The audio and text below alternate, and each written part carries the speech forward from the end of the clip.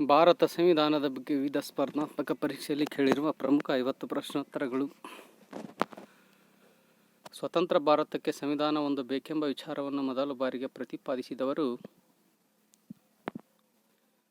M.N.. ರಾಯ್ರವರು. 1929 ಜನವರಿ 26 ಲಾಹೋರ್ ಕಾಂಗ್ರೆಸ್ ಅಧಿವೇಶನದಲ್ಲಿ ಪೂರ್ಣ ಸ್ವರಾಜ್ಯ ಪರಿಕಲ್ಪನೆಯನ್ನು ಘೋಷಿಸಿದವರು ಜವಾಹರ್ಲಾಲ್ ನೆಹರು. 1949 ನವೆಂಬರ್ 26ರಂದೇ ಸಂವಿಧಾನ ಸಿದ್ಧಗೊಂಡಿದ್ದರೂ 1950 ಜನವರಿ 26ರಂದು ಅಧಿಕೃತವಾಗಿ ಜಾರಿಗೆ ಬರಲು ಕಾರಣವೇನು? 1926 ಜನವರಿ 26ರಂದು ಜವಾಹರ್ಲಾಲ್ ನೆಹರೂರವರು ಪೂರ್ಣ ಸ್ವರಾಜ್ಯ ಘೋಷಿಸಿದ ದಿನಕ್ಕೆ ಸರಿಹೊಂದಲಿ ಎಂಬ ದೃಷ್ಟಿಯಿಂದ. ಆರಂಭದಲ್ಲಿ ಮೂಲ ಸಂವಿಧಾನದಲ್ಲಿದ್ದ ಭಾಗಗಳು, ಅನುಚ್ಛೇದಗಳು, ಅನುಸೂಚಿಗಳು ಎಷ್ಟು? ಸಂವಿಧಾನದ ಭಾಗಗಳು 22, ಸಂವಿಧಾನದ ಅನುಚ್ಛೇದಗಳು 395, ಸಂವಿಧಾನದ ಅನುಸೂಚಿಗಳು 8. ಜಗತ್ತಿನ ಅತಿ ದೊಡ್ಡ ಲಿಖಿತ ಸಂವಿಧಾನ ಹೊಂದಿದ ದೇಶ ಯಾವುದು? ಭಾರತ. ದೇಶಗಳನ್ನು ಹೊರತುಪಡಿಸಿ ಜಗತ್ತಿನಲ್ಲಿಯೇ ಅತಿ ದೊಡ್ಡ ಸಂವಿಧಾನವನ್ನು ಹೊಂದಿದ ಪ್ರಾಂತ್ಯ ಯಾವುದು? ಅಲಬಾಮಾ ಎಂಬ ಅಮೆರಿಕ ಸಂಯುಕ್ತ ಸಂಸ್ಥಾನದ ಒಂದು ಪ್ರಾಂತ್ಯ. ಕಲ್ಕತ್ತಾದ ಫೋರ್ಟ್ ವಿಲಿಯಂನಲ್ಲಿ ಸುಪ್ರೀಂ ಕೋರ್ಟ್ ಸ್ಥಾಪನೆಗೆ ಅನುಮತಿ ನೀಡಿದ ಆಕ್ಟ್ ಯಾವುದು?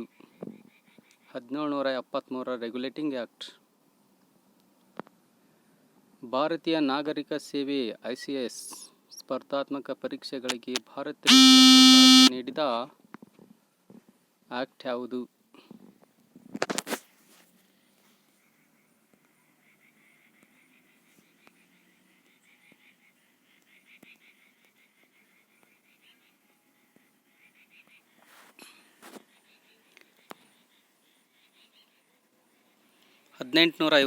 Charter act.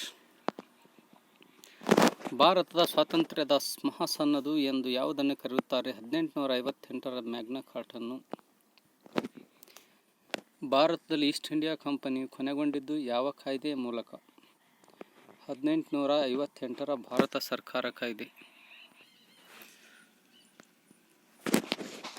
Secretary of state ರಾಜ್ಯ ಕಾರ್ಯದರ್ಶಿ ಕಚೇರಿ ಹಾಗೂ ಕೌನ್ಸಿಲ್ ಆಫ್ ಇಂಡಿಯಾ ಸ್ಥಾಪನೆಯಾದದ್ದು ಭಾರತ ಸರ್ಕಾರ ಕಾಯ್ದೆಯ ಮೂಲಕ. ಇಂಡಿಯನ್ ಕೌನ್ಸಿಲ್ ಆಕ್ಟ್ 1909 ಅನ್ನು ಮಾರ್ಲೆ ಮಿಂಟೋ ಸುಧಾರಣೆ ಎಂದು ಕರೆಯಲು ಕಾರಣವೇನು? Morley secretary of state for India, Minto viceroy ಸೇರಿ ಈ ಕಾಯ್ದೆಯನ್ನು ಜಾರಿಗೆ ತಂದಿದ್ದರಿಂದ. ಮುಸ್ಲಿಮರಿಗೆ ಪ್ರತ್ಯೇಕ ಚುನಾವಣೆಯ ಕಲ್ಪಿಸಿದ ಕಾಯ್ದೆ ಯಾವುದು? 1909 ಮಿಂಟೋ ಮಾರ್ಲೆ ಸುಧಾರಣೆ ಕಾಯ್ದೆ. ಮಾಂಟ್ಯಾಗ್ ಹಾಗೂ ಚೇಮ್ಸ್ಫೋರ್ಡ್ ನೇತೃತ್ವದ ಸಮಿತಿ ರಚಿಸಿದ್ದು ಯಾವಾಗ? 1919ರಲ್ಲಿ. ಒಂದು ದೇಶವು ಅನುಸರಿಸುವ ಮೂಲಭೂತ ಕಾನೂನನ್ನು ಡ್ಯಾಶ್ ಎನ್ನುವರು? ಸಂವಿಧಾನ. ಸಂವಿಧಾನವು ಯಾರ ಹಕ್ಕುಗಳನ್ನು ರಕ್ಷಿಸುತ್ತದೆ? ಪ್ರಜೆಗಳ ಹಕ್ಕನ್ನು. ಸಂವಿಧಾನದ ಹೃದಯ ಯಾವುದು? ಪ್ರಸ್ತಾವನೆ. 32ನೇ ವಿಧಿಯನ್ನು ಸಂವಿಧಾನ ಹೃದಯ ಅಥವಾ ಮತ್ತು ಆತ್ಮ ಎಂದು ಸಹ ಕರೆಯುತ್ತಾರೆ. ಜಗತ್ತಿನ ಅತಿ ದೊಡ್ಡ ಪ್ರಜಾಪ್ರಭುತ್ವ ದೇಶ ಯಾವುದು? ಭಾರತ. ಭಾರತದ ಸಂವಿಧಾನದ ಆದರ್ಶವೇನು? ಸುಖಿ ರಾಜ್ಯವನ್ನು ಸ್ಥಾಪಿಸುವುದು. ಸಂವಿಧಾನ ದಿನವನ್ನು ಯಾವಾಗ ಆಚರಿಸಲಾಗುತ್ತದೆ? ನವೆಂಬರ್ 26. ಭಾರತ ಸಂವಿಧಾನದ ರಚನಾ ಸಮಿತಿಯನ್ನು ಈ ಕೆಳಗಿನ ಯಾವ ಸಮಿತಿಯ ಶಿಫಾರಸಿನ ಮೇಲೆ ಸ್ಥಾಪಿಸಲಾಯಿತು? ಕ್ಯಾಬಿನೆಟ್ ಆಯೋಗ. ಸಂವಿಧಾನ ರಚನಾ ಸಭೆಯ ಪ್ರಥಮ ಅಧಿವೇಶನ ನಡೆದದ್ದು ಯಾವಾಗ? 1946ರಲ್ಲಿ. ಭಾರತ ಸಂವಿಧಾನದ ರಚನಾ ಸಮಿತಿಯ ಅಧ್ಯಕ್ಷರು ಯಾರು? ಡಾ. ಬಾಬು ರಾಜೇಂದ್ರ ಪ್ರಸಾದ್. ಸಂವಿಧಾನ ರಚನಾ ಸಭೆಯ ಮೊದಲ ಸಭೆ ನಡೆದದ್ದು ಯಾವಾಗ? 1946 ಡಿಸೆಂಬರ್ 9ರಂದು. ಸಂವಿಧಾನ ರಚನಾ ಸಭೆಯ ಮೊದಲ ಸಭೆ ಅಧ್ಯಕ್ಷತೆ ವಹಿಸಿದವರು ಯಾರು? ಡಾಕ್ಟರ್ ಸಚ್ಚಿದಾನಂದ ಸಿನ್ಹಾ. ಭಾರತದ ಸಂವಿಧಾನದ ರಚನಾ ಸಭೆಯ ಸಲಹೆಗಾರರು ಯಾರು? BN ರಾಯ್. ಸಂವಿಧಾನ ರಚನಾ ಸಮಿತಿಯು ಕಾನೂನು ಸಲಹೆಗಾರರಾದ BN ರಾವ್ ಅವರ ಪೂರ್ಣ ಹೆಸರೇನು? ಬೆನಗಲ್ ನರಸಿಂಹರಾವ್. ಭಾರತದ ಸಂವಿಧಾನದ ರಚನಾ ಸಭೆಯ ಉಪಾಧ್ಯಕ್ಷರು ಯಾರು? Professor HC Mukherjee. ಭಾರತ ಸಂವಿಧಾನ ರಚನಾ ಸಭೆಯು ಒಟ್ಟು ಎಷ್ಟು ಸಮಿತಿಗಳನ್ನು ಒಳಗೊಂಡಿತ್ತು? 22 ಸಮಿತಿಗಳನ್ನು. ಯಾರನ್ನು ಭಾರತದ ಸಂವಿಧಾನದ ಪಿತಾಮಹ ಎಂದು ಕರೆಯುತ್ತಾರೆ? ಡಾಕ್ಟರ್ BR ಅಂಬೇಡ್ಕರ್ ರವರನ್ನು. ಸಂವಿಧಾನದ ಕರಡು ಸಮಿತಿ ಅಧ್ಯಕ್ಷರು ಡಾಕ್ಟರ್ BR ಅಂಬೇಡ್ಕರ್ ಅವರು. ಸಂವಿಧಾನದ ಪ್ರಿಯಾಂಬಲ್ ಪೀಠಿಕೆ ಎಂದರೇನು? ಸಂವಿಧಾನದ ಗುರಿ ಏನು ಎಂದು ಸೂಚಿಸುವ ಪರಿಚಯಾತ್ಮಕ ಮುನ್ನುಡಿಯೇ ಪ್ರಿಯಾಂಬಲ್. 1976 42ನೇ ತಿದ್ದುಪಡಿ ಶಾಸನದ ಮೂಲಕ ಯಾವ ಪದಗಳನ್ನು ಸಂವಿಧಾನದ ಪೀಠಿಕೆಗೆ ಸೇರಿಸಲಾಯಿತು? ಸಮಾಜವಾದಿ, ಧರ್ಮ ನಿರಪೇಕ್ಷ, ಅಖಂಡತೆ. ಭಾರತದ ಸಂವಿಧಾನ ರಚನಾ ಸಭೆಗೆ ತೆಗೆದುಕೊಂಡ ಕಾಲವೆಷ್ಟು? ಭಾರತದ ಸಂವಿಧಾನ ರಚನೆಗೆ ತೆಗೆದುಕೊಂಡ ಕಾಲವೆಷ್ಟು?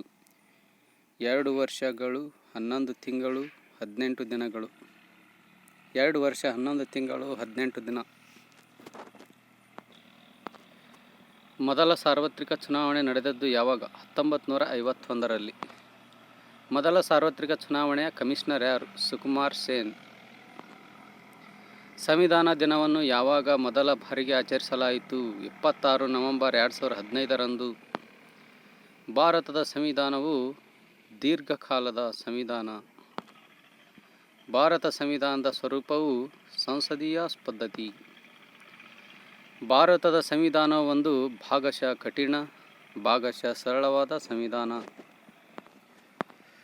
ಭಾರತ ಸಂವಿಧಾನವು ಈ ಕೆಳಕಂಡ ಸರ್ಕಾರ ಸ್ಥಾಪಿಸಿದೆ. ಭಾರತ ಸಂವಿಧಾನವು ಈ ಕೆಳಕಂಡ ಸರ್ಕಾರ ಸ್ಥಾಪಿಸಿದೆ. ಸಂಯುಕ್ತ ಮತ್ತು ಏಕೀಕೃತ ಸರ್ಕಾರಗಳ ಮಿಶ್ರಣ. ದೇಶದ ಅತ್ಯುನ್ನತ ನ್ಯಾಯಾಲಯ ಯಾವುದು? ಸರ್ವೋಚ್ಚ ನ್ಯಾಯಾಲಯ, ಸುಪ್ರೀಂ ಕೋರ್ಟ್. ನ್ಯಾಯ ನಿರ್ಣಯ ಮಾಡುವ ಸಲುವಾಗಿ ಯಾವುದವು? ಕಾನೂನುಗಳು. ನ್ಯಾಯ ನಿರ್ಣಯ ಮಾಡುವ ಸಲುವಾಗಿ ರಚನೆಯಾದವು? ಕಾನೂನುಗಳು. ಭಾರತ ಸಂವಿಧಾನದ ಯಾವ ಭಾಗದಲ್ಲಿ ಮೂಲಭೂತ ಹಕ್ಕುಗಳನ್ನು ಒಳಗೊಂಡಿದೆ? ಭಾಗ 3ರಲ್ಲಿ. ರಾಜ್ಯ ನಿರ್ದೇಶಕ ತತ್ವಗಳನ್ನು ಯಾವ ಸಂವಿಧಾನದಿಂದ ತೆಗೆದುಕೊಳ್ಳಲಾಗಿದೆ? ಐರಿಷ್ ಸಂವಿಧಾನದಿಂದ. ರಾಜ್ಯ ನಿರ್ದೇಶಕ ತತ್ವಗಳು ಯಾವ ಗುರಿಗಳನ್ನು ಹೊಂದಿವೆ? ಆರ್ಥಿಕ ಹಾಗೂ ಸಾಮಾಜಿಕ ನ್ಯಾಯ. ತುರ್ತು ಪರಿಸ್ಥಿತಿಗಳನ್ನು ಸಂವಿಧಾನದ ಯಾವ ಭಾಗದಲ್ಲಿ ಸೇರಿಸಲಾಗಿದೆ? 18ನೇ ಭಾಗದಲ್ಲಿ. ಭಾರತದಲ್ಲಿ ಪಂಚಾಯತ್ ರಾಜ್ ವ್ಯವಸ್ಥೆಯು ಯಾವುದರ ಅನ್ವಯ ಸ್ಥಾಪಿಸಲಾಗಿದೆ? ರಾಜ್ಯ ನಿರ್ದೇಶಕ ತತ್ವಗಳು. ಗ್ರಾಮ ಪಂಚಾಯತ್ ಚುನಾವಣೆಯನ್ನು ನಿರ್ವಹಿಸುವವರು ಯಾರು? ರಾಜ್ಯ ಚುನಾವಣಾ ಆಯೋಗ. ಗ್ರಾಮ ಉದಯದಿಂದ ಭಾರತ ಉದಯ ಉದ್ದೇಶವೇನು? ಪಂಚಾಯತ್ ರಾಜ್ ವ್ಯವಸ್ಥೆಯನ್ನು ಬಲಗೊಳಿಸುವುದು.